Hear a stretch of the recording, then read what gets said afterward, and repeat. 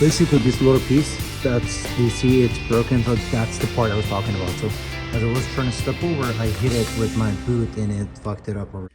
What is up, YouTube? This is Golden State Rider. I'm here back with another video, and actually on today's video I want to go over something stupid that I did when I was trying to step over on my bike.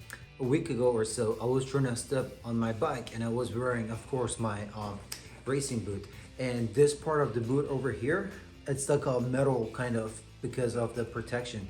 And it was just, as I was trying to step over on the bike, by accident I didn't raise my right foot high enough, so this part of the boot hit the left fairing of the bike, like towards the tail of the bike, which I will show you guys, and it cracked it, and a little piece came off of it, so like there's a hole on the fairing. I ordered the new piece which will replace that fairing, so I thought about putting a video of that and then show you guys how to remove your fairings, just in case if that happened to you. So without further ado, let's get on the bike and let's pull out the bike, and I'm going to show you guys how to do that as well. Also, if you're new to the channel, make sure you subscribe to the channel, hit that bell icon, so every time I post a new video or content, you will be notified, as well as drop a like, dislike, and if you have any questions, make sure you ask me in the comment section down below. So basically, as I was saying, this is the part that I got from Kawasaki. I was able to order it through them. And the little piece that I'm talking about, it's this little rear fender. This one right over here. So basically, I'll show you once I'm on the bike. I'll show you this part over here. This part is missing, like a little hole. This much is missing. So basically, this little piece, that's, you see it's broken, so that's the part I was talking about. So as I was trying to step over, I hit it with my boot and it fucked it up over here. So I'm just gonna go further a little bit. You can see what I'm talking about. So a lot of people may not change it and they just leave it the way it is, but I really can't. This is gonna bother me my whole life if I just don't change this. And plus, if I try to wash it or if it's raining, the water's gonna go inside. So I'd rather just replace this whole piece.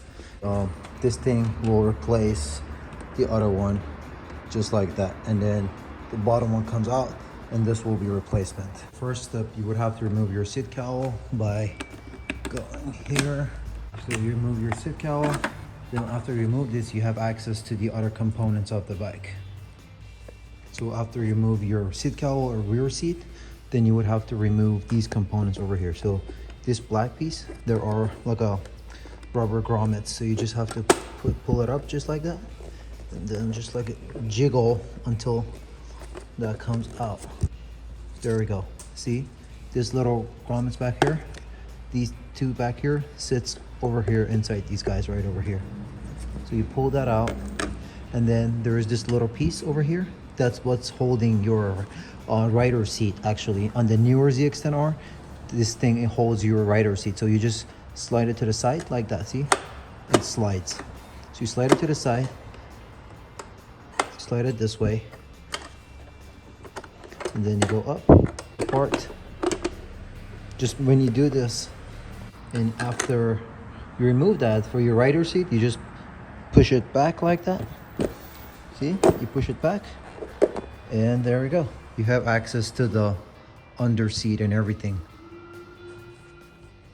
So in order to get this fairing removed, you would have to unscrew the bolts over here, these two. One, there was also these two, and this one over here, as well as this one. And also this little push pins over here, you have to push this down, as well as one on this side. So that way you can get rid of your side winglets. Remember when I said the left rear winglet does not come off, you see there's attached to a wire, so it's just hanging out over here. So make sure you don't pull it so hard. And after removed all your screws and bolts on this rear fairing, you see it's so easy. You just pull it up and it comes out just like that. So there you go. That's the little piece that we're going to change over here.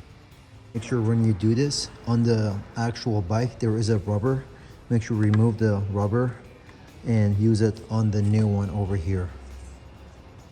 Also, there is a major difference between the original product and the fake product. So on here, there is a code 36042. There we go, 36042, and then PA6 plus ABS.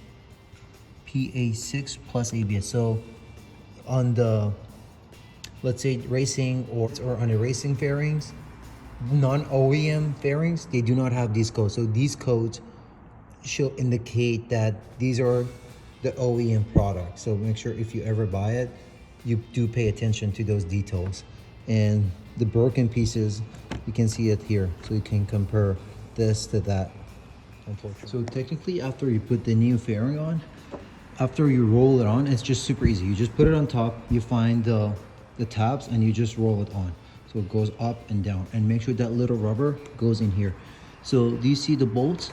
They're automatically sit in place. You don't have to push so hard or anything. See, they automatically sit on the place. So don't try to push it so hard.